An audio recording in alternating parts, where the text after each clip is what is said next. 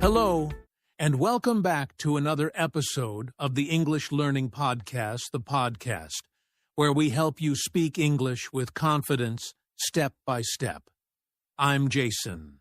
And I'm Julia. We're so happy you're here with us today. If you're someone who dreams of becoming fluent in English but doesn't know exactly how to get there, you're in the right place. Absolutely. Today's episode is a really important one. We're talking about something every English learner wants to know. What is the only way to become fluent in English? That's right.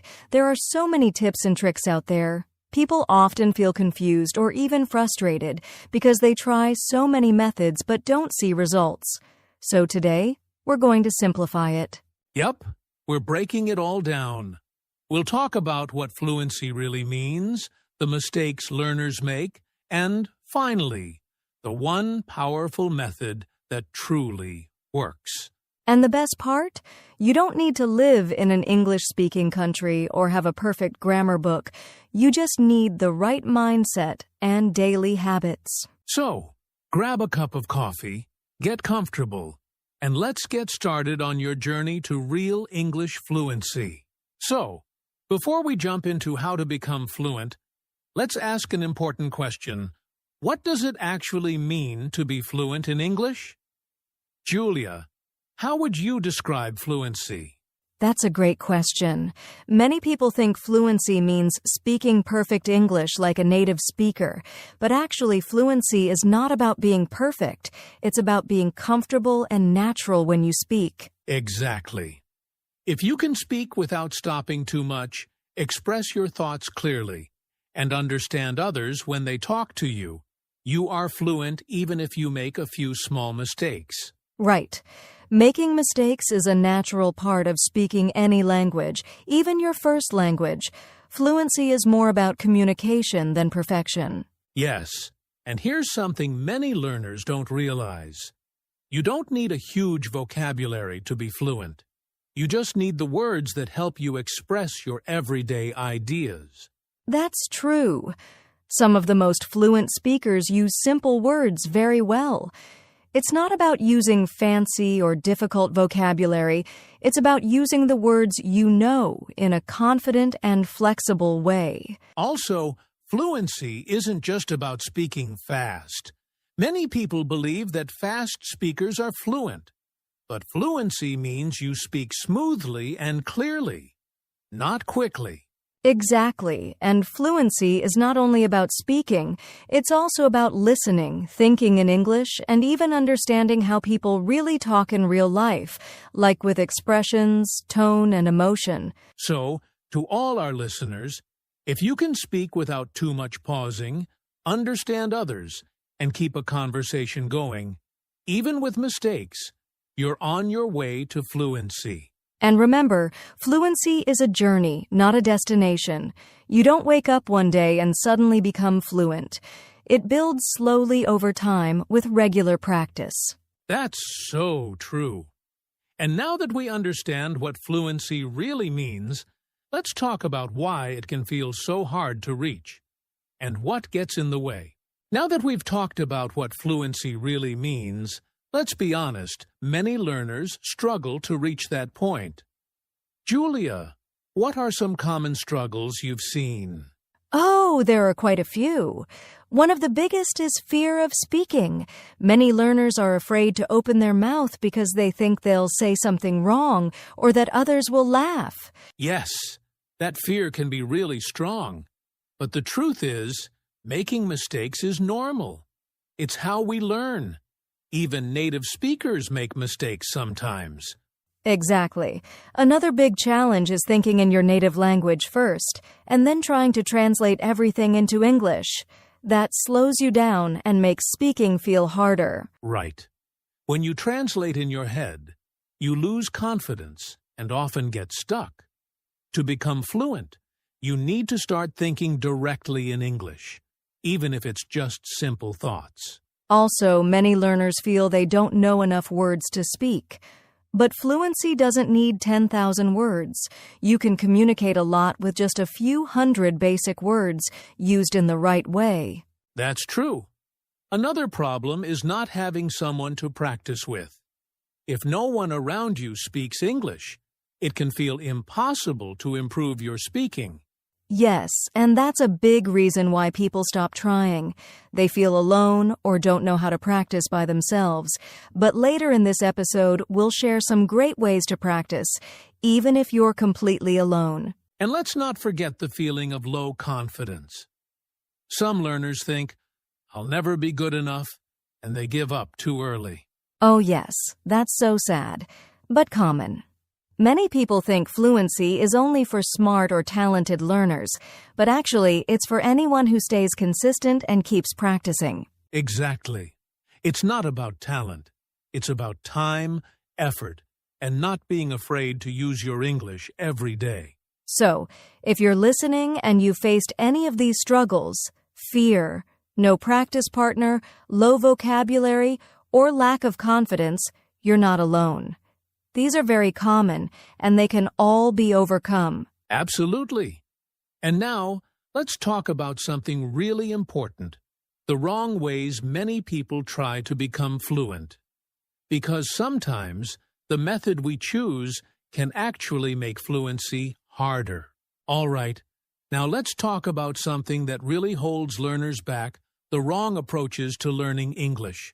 Julia, I think we've both seen this a lot, haven't we? Yes, way too often. One of the most common mistakes is focusing only on grammar rules. Learners spend hours memorizing grammar, but they don't practice speaking or listening. Exactly. Grammar is important, of course, but if you only study rules and never use the language in real life, you won't become fluent. You'll just know a lot about English, not how to speak it. Another wrong approach is trying to learn thousands of difficult words too fast. Some learners think, if I learn more vocabulary, I'll speak better, but that's not how it works. Right.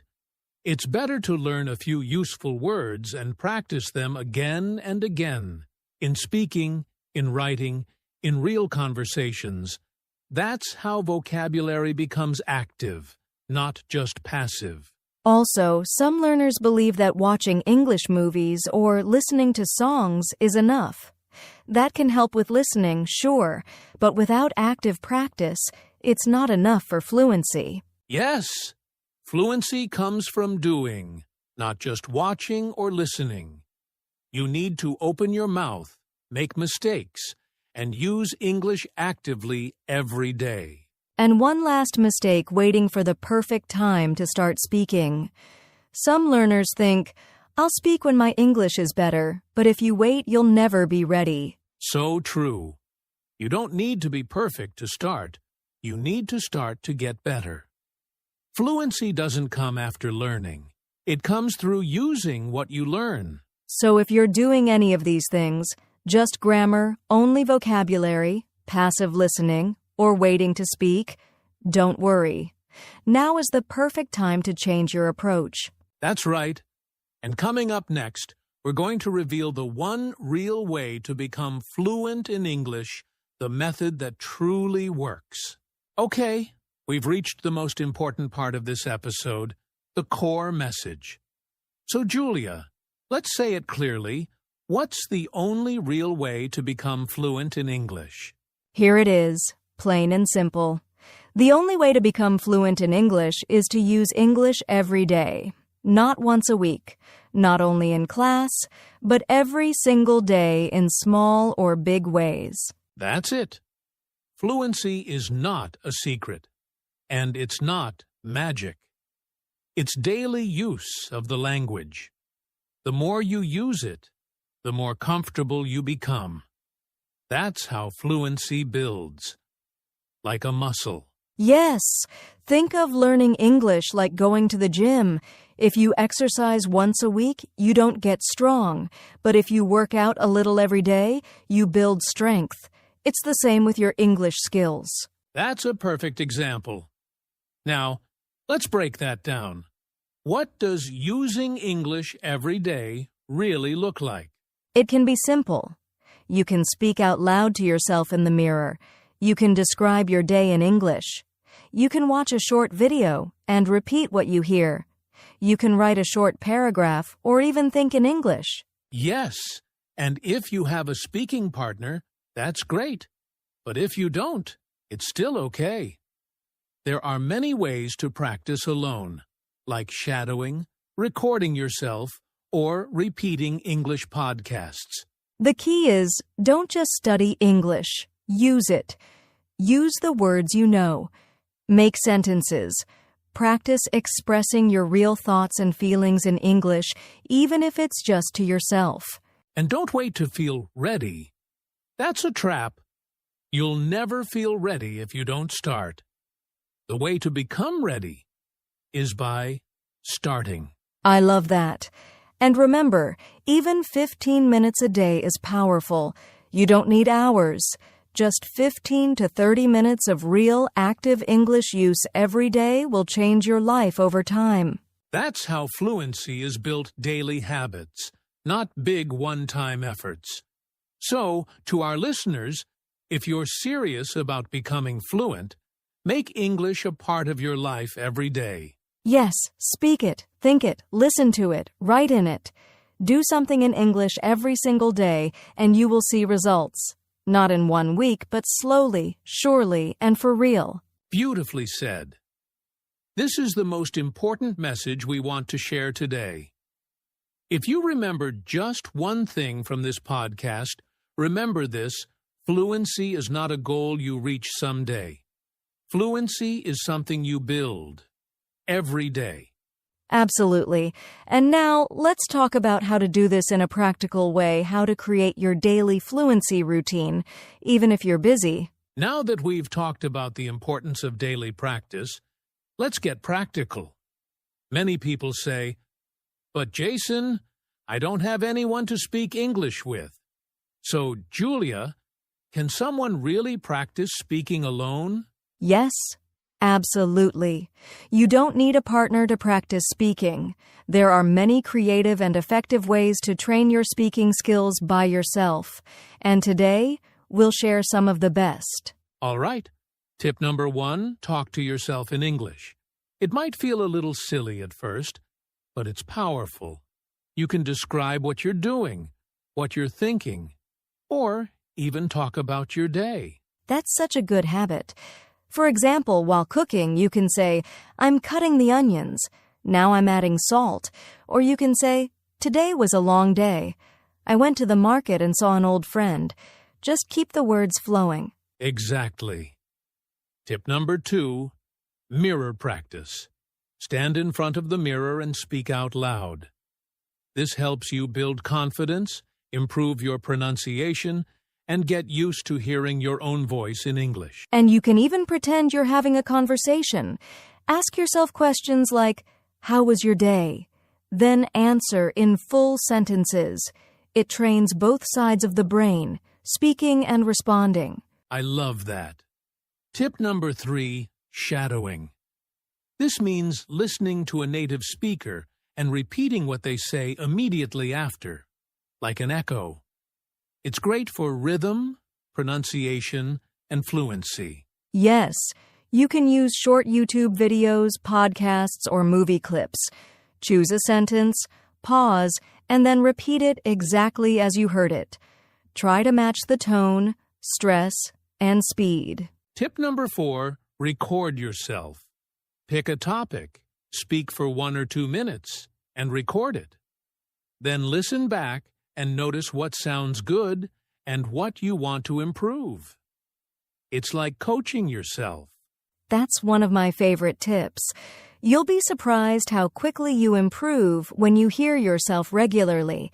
And over time, your confidence grows because you track your progress. So true.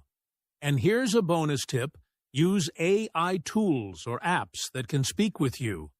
There are English practice apps where you can have simulated conversations, and that helps a lot too. In the end, the goal is this: use your voice every day.